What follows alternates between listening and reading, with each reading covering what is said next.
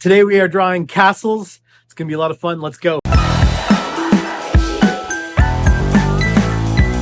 Before we get to the castles, let's take a look at the art that you sent in last week.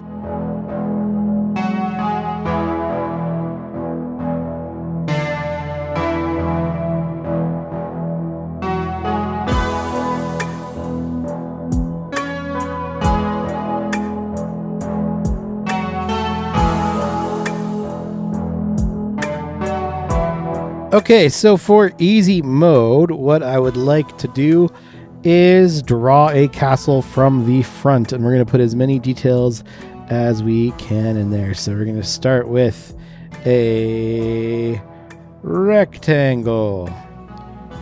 It's kind of fun and easy.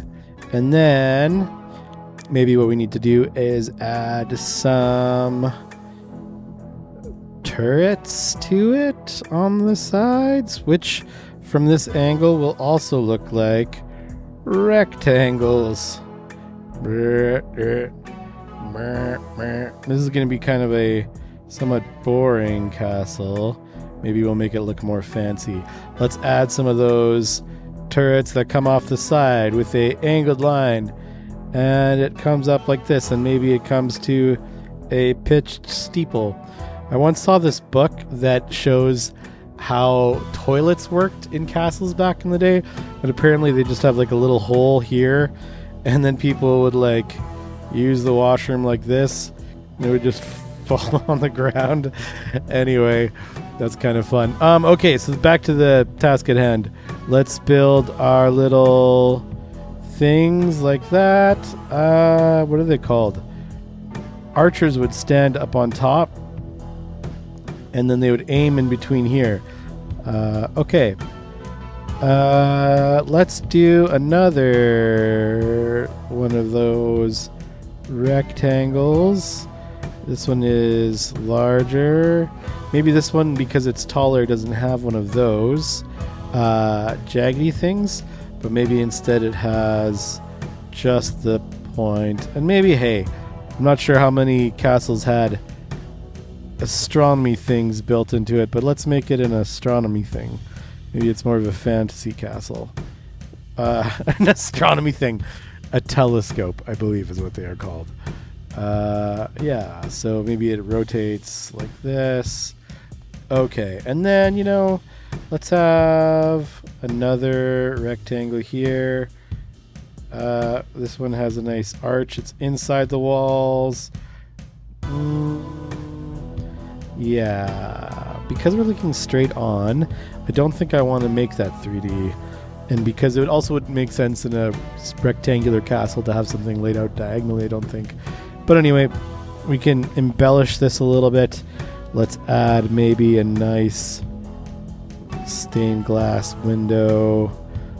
Blah, blah, blah, kind of a thing. Okay. I'll make it like this. This is maybe the big, large house, or where the people actually live in the castle. Maybe, though, it does go like this, and then it extends like that. So we have kind of a vaulted ceiling in there. There we go. Nice. And then, you're just really adding details to make it look as cool as you want it to look. Like, here's going to be a wall. Let's add a gate, the front gate. Maybe it's got one of those things where it's, they are spiky. A gate that gets pulled up inside the wall itself. So I guess that would mean that it would need to be a little shorter than that. That's okay. And then, okay. And then we could add some windows in the towers like that. 2, 3. Oh, we should do a flag on top of each of the towers. Maybe a flag on top of here as well. And then, maybe the last thing we will do, don't want to add the windows too far down or else people can just climb in, because it's a castle. It's meant to be fortified. What do? I wanted to do this. I wanted to add stones. So the way I'm going to do that is lightly with my pencil, add these lines, and then I'll add the brick pattern, which is where you just go like this and offset them like that. But instead of leaving it bricks, because we want this castle to be stone, you draw circles in generally in those rough areas. And then when you go to ink, you don't ink the brick, you ink the ovals that we've added, the circles. And they should all be kind of different sizes, and that'll help to add to the illusion, while also making sure that they're arranged in a way that would be somewhat structurally sound in that brick pattern. Nice. That's kind of looking like a castle, isn't it? In the background, though, I will just add these lines, and then the bricks can be inferred. Same with this one. Same with this. All right, there's our penciled castle drawing. Kind of fun. I'm going to ink it up and color it up.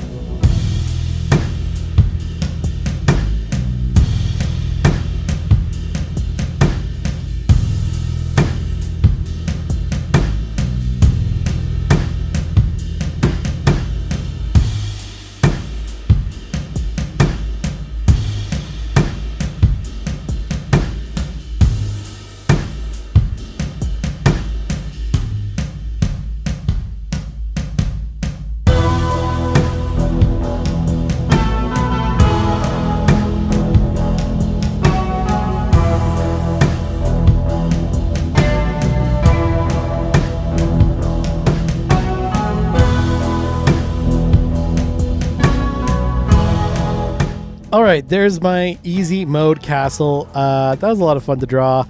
I don't know if you can tell, but, you know, around here and around here, I don't like drawing squares a billion times. But of course, if you want it to look really good, you got to take the time and do it right. I did it okay. Anyway, I'm pretty happy with how it came out. It's pretty fun to draw. Just add all those details in there. Okay, so for medium mode today, I figured we would try to do something a little bit different. And that is, I want to use this 3D software that I have to demonstrate kind of what goes on in my imagination when I draw something 3D from my imagination. So let's go. The first thing I envision in my imagination and then draw on the page is a rectangle like this. But if I want to make it 3D, I have to draw it in 3D. And that looks more like this. There's the rectangle in the front, but it's kind of skewed a little bit, and then you draw the lines in the back. The next thing that I would do to make this into a castle would be to add towers, which are three-dimensional circles that are extruded, or cylinders. So you can see that if you look at it, you know, from the top down, it is a circle. But if you look at it at the same angle that we're going to be drawing our box at, it's a cylinder. So now you can see that I got that circle or cylinder moved into the corner of the box that I've built.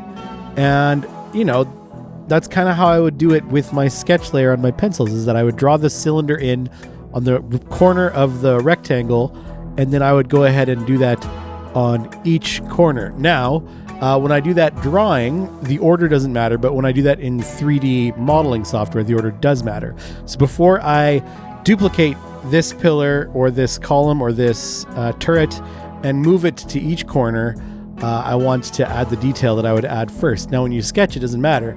You can build that up over time, but it's just, I find it easier to do that once and then replicate it. So I'll do that really quick.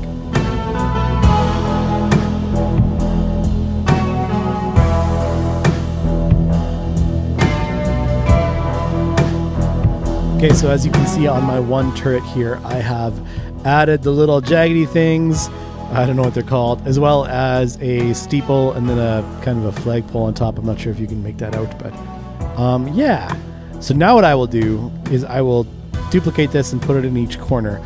But again, when you're drawing your pencil layers, it doesn't actually matter what order you do this in, because you can always just lightly erase your pencil and move it around. It's just, I find it easier to finish one object and then duplicate it in 3D software than to make 4 objects and do all the details on each of it. So order matters.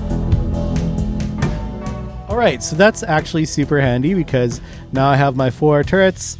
I'll round the wall. Well, actually right now it's just a box. So let's make this into a wall. Yeah.